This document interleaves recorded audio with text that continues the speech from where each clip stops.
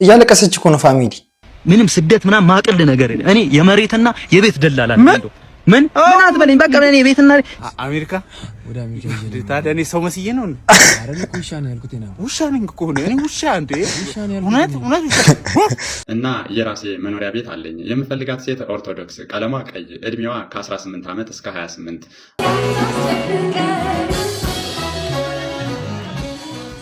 ሰላም እንዴት ናችሁ? እዚህ ቻናል ቤተሰቦቻችን እንዲሁም ደግሞ ለዛሬ ለዚህ ቻናል አዲስ የሆናችሁ ሰዎች እንኳን ወደ ቻናላችን በሰላም መጣችሁ። ቻናሉን ሰብስክራይብ በማድረግ የዚህ ሳቂታ ፋሚሊ ቤተሰብ መሆን ትችላላችሁ። እናም ዛሬ እንደተለመደው እናንተን ዘና ፈታ የሚያደርጉ ምርጥ ቪዲዮ ይዘላችሁ መጥተናል። የቪዲዮአችን መጀመሪያ የሚሆነው ዴሊቨሪ የሚሰራው ወጣት የታዘበውን ነገር አይተን እንመለሳለን። አብራችሁን ሁኑ።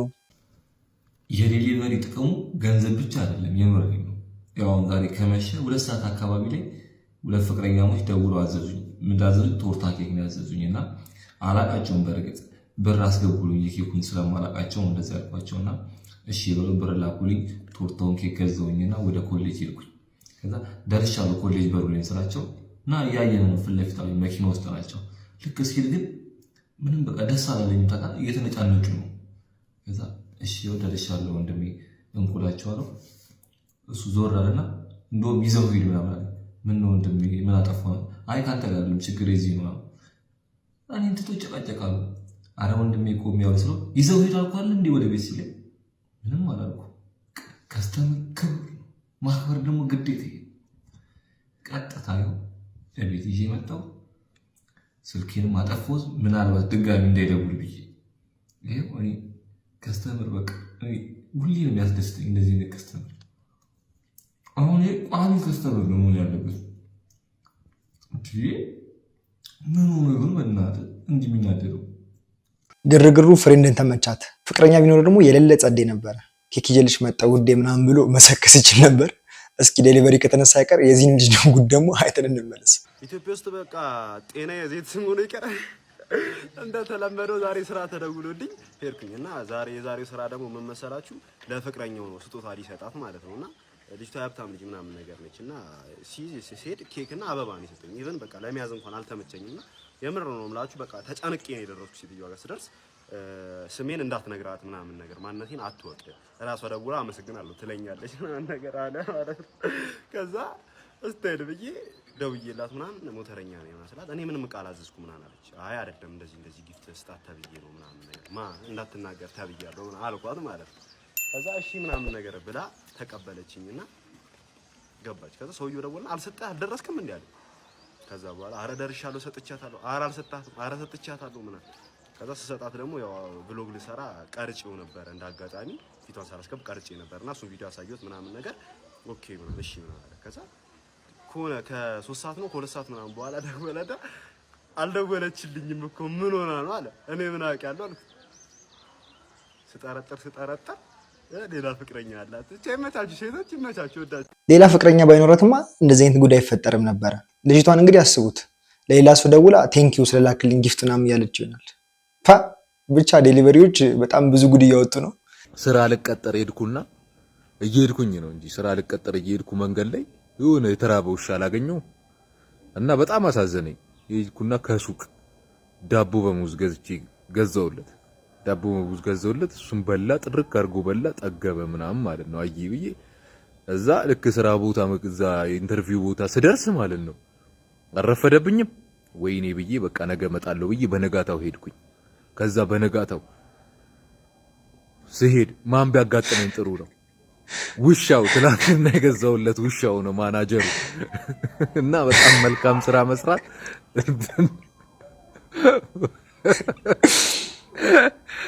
ታናሽ እህቴ ከፍቅረኛዋ ጋር መጣላቷን ስትነግረኝ ተይው አይጠቅምሽ ምናምን ብዬ መክሪያት አሁን ቲክቶክ ስገባ የማንም ጆሮ ማይለያየንም ብላ ፖስት አድርጋለች።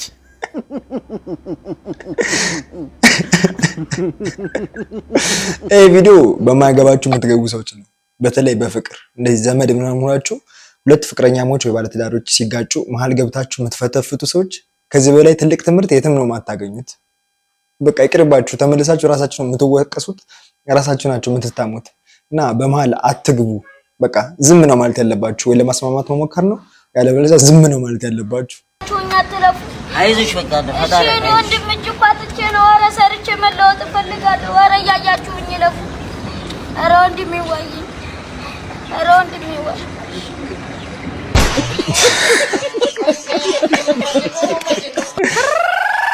እሙዬ ወይ ሻይ ስንት ነው? 20 ብር በወጥ በበላ ይሻለኛል።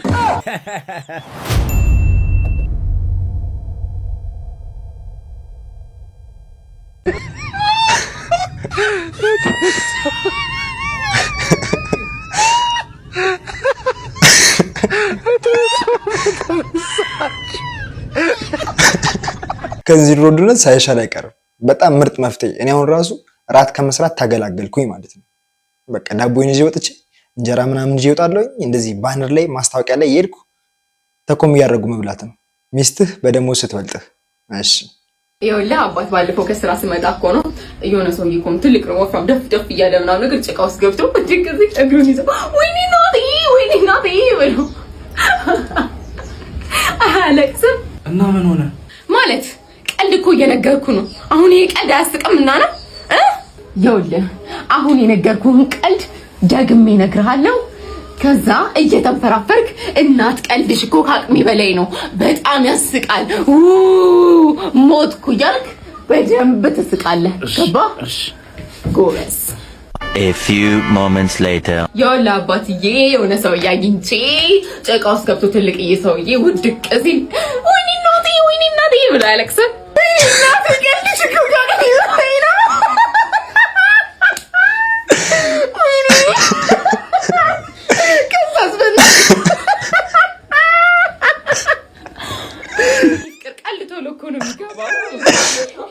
አረ በጣም ነው ቶሎ ነው የሚገባው እንዴ! አንቺ ራስ በጣም ትልቅ ኮሜዲያን መሆን ያለብሽ ሰው ነሽ። እችንን የትዳር ማስታወቂያ እስኪ አይተናት እንምጣ። እኔ የባንክ ሰራተኛ ነኝ። እድሜ 34 ነው። ሃይማኖቴ ኦርቶዶክስ። የምኖረው አዲስ አበባ ከተማ እና የራሴ መኖሪያ ቤት አለኝ። የምፈልጋት ሴት ኦርቶዶክስ፣ ቀለሟ ቀይ፣ እድሜዋ ከ18 ዓመት እስከ 28፣ አዲስ አበባ የምትኖር የተማረች፣ ከዲፕሎማ በላይ ያላት፣ መልካም አስተሳሰብ ያላት፣ በመነጋገር የምታምን፣ ሰርቶና ተከባብሮ ለመኖር ፍላጎት ያላት፣ ቶሎ ወደ ትዳር ገብተን ልጅ እንድንወልድ ፍቃደኛ የሆነች ካለች እኔን ማግኘት ትችላለች ይላል የዛሬ እንግዳችን። ጀለስ እንግዲህ ለራሱ ነው ይሄ ሁሉ ማስታወቂያ። እርግጠኛ ነኝ ነው የምላችሁ። አለባበሱ ምናምን ያስታውቃል የባንክ ሰራተኛ እንደሆነ። ሲቀጥል ደግሞ አነጋገሩ ራሱ ለራሱ ፍላጎት እንዳለው አድርጎ ነበር የተናገረው እና ማስክ ላለማስላጥ መሰለኝ በሙድ የሚፈልገውን አይነት ሴት ለማግኘት ይመስለኛል። ብቻ ይመችህ። ለሌላ ሰውም ከሆነ ለአንተም ይሁን ይመችህ አባቴ። አንተ ያያት አይደል እንዴ? አንተ ራሱ ያያት አይደል? አንተ ማን ነው ግን ታውቀኛለህ? አንተ ራሱ ነው ማን እንደሆንኩ። ሄሎ የኔ ፍቅር፣ ኧረ እኔ ከጓደኛዬ ጋር ነኝ። ይኸው ካላመንሽኝ እንኪ። ሄሎ አሁን አመንሽኝ? እየመጣሁ ነው፣ መንገድ ላይ ነኝ ከጓደኛሽ ጋር። በእናትህ እንምጣ። በእናትህ ሄደን እሺ መጣ።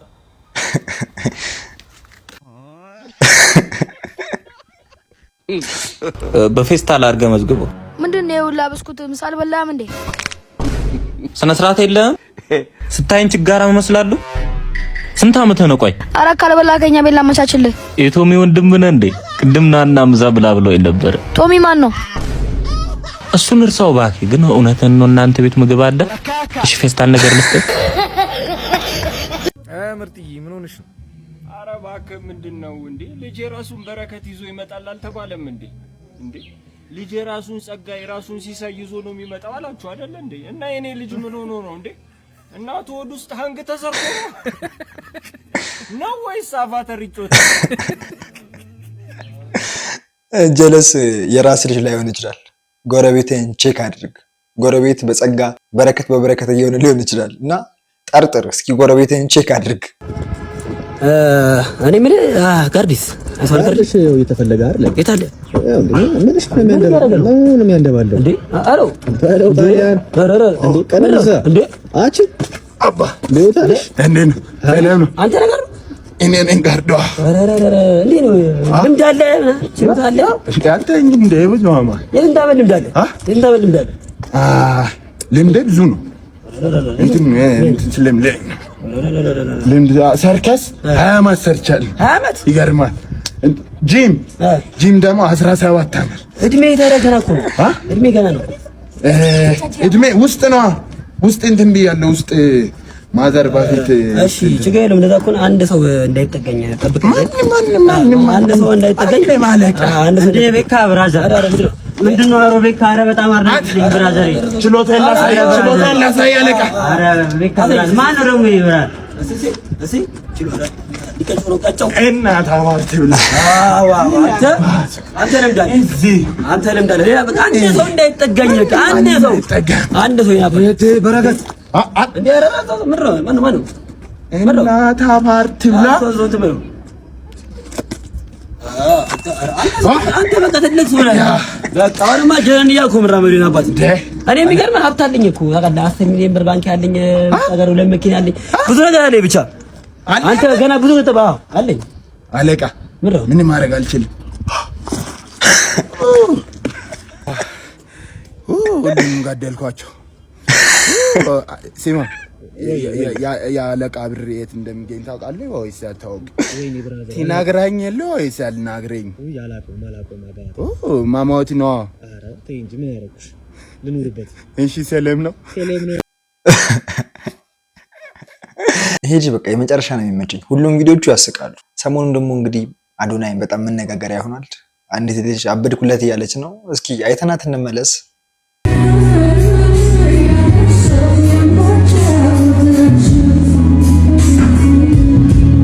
እያለቀሰች እኮ ነው ፋሚሊ እንዴ!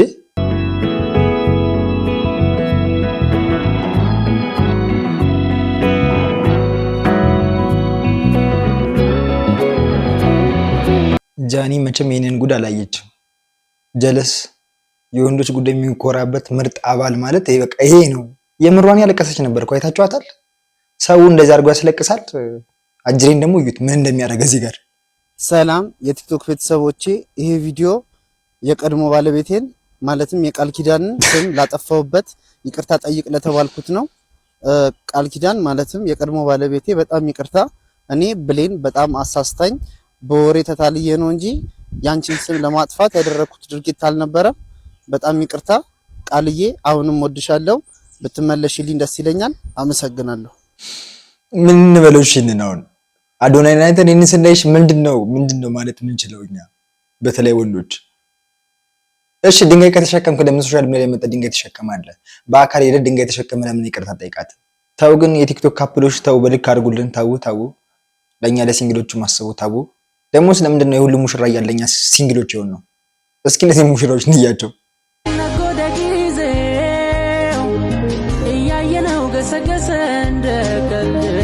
የት ነው ቦታው ጋይስ? ሱፍ አድርገን እንሂድ። ምንም እኮ ጥያቄ የሌለው ነገር ነው። አይ ቲንክ የቪዲዮ የተቀረጸው የቬሎ ማስታወቂያ ለመስራት ታስቦ ነው። ውጪ ቸነፈር ነው ያለው፣ ምንም የለም። እዚህ ተቻችለን መኖር እንችላለን፣ በፍቅር መኖር እንችላለን። አትውረዱ እየተናገርኩ ነው። ህዝቡ አይሰማም። ዋርኒንግ ነው፣ ህዝቡ አይሰማም። ተው አትውረዱ። አረ ህዝቡ ስማኝ፣ አትውረዱ። እዚህ ይሻለናል። ኑሮ ውጭ ውድ ነው፣ እዚህ ይሻለናል። አትውረዱ። አረ በእናታችሁ አረ አትውረዱ እንጂ እየተናገርኩ ነው። አትውረዱ። እዚህ ነው የሚሻላችሁ። እዚህ ኑሮ ቀላል ነው። ምን የለ ወጪ የለብን፣ አስቤዛ የለብን። ለምን አንኖርም እዚህ ፕሊዝ። መነጽር ያደረገው ልጅ የሁለት መስሎት ላለመውረድ ፍላጎቱ በጣም ከፍ ያለ ነበር። አይታችሁታል? እንደዚህ እያለ እየገባ ብቻ አሁን በዚህ ውድነት ከባሱም ከባቡሩም በሉት ከማውረድ ይሻላል ውስጥ ላይ ብትቀሩ። ቢያንስ ትራንስፖርት ላይ ነው ብላችሁ ወጪ አታውጡም። አንዴ ከፍላችሁ ገብታችኋል። ኑሮ ብዙም አያሳስባችሁ። እንደውም ትክክለኛ ሪል የሆነ ኮንቴንት እየሰራ ያለ ልጅ ይሄ ብቻ ነው ብዬ አምናለሁ። ሌሎቹ የሳክስ ነው እየሰሩ ያሉት። በቃ እውነታው ይሄ ነው። ኑሮ ተወዷል። እኛ ደግሞ ዝም ብለን እየኖርን ነው። ብቻ በየቀኑ እንደውም ኑሮ ተወደደ የሚል አይነት ቪዲዮ መሰራት አለበት ብዬ አምናለሁ። ስለባሳይ ነው እንደዛ እምላችሁ። ህይወቴ ግን ጨለማ እየሆነብኝ ነው። አንተ ምን ነው እናት? እኔ ዝም ብዬ ሳስበው ጸበል ብንጸበል ህይወታችን የሚበራ ነው የሚመስለኝ። እንዴት አላሰብኩትም? ለምን አንጸበልም? ከነገ ጀምሮ ጸበል እንጸበላለን። ሃይማኖተኛ ሰው ነው የምንሆነው። በቃ በሌሊት መጥቼ አንኳኩቼ ወጥቼ ነው የማወጣ። አይ እንደዛ ሳይሆን ደውልልኝ፣ ተነስተን ጸበላችን ሄዳለን። የፈጣሪ ሰው ነው የምንሆነው። አሁን ማውራት ሄድን ገብተንተኛ ሰይጣን እንደሰማ ገላን ታጠብሽ። በቃ ተጠበል።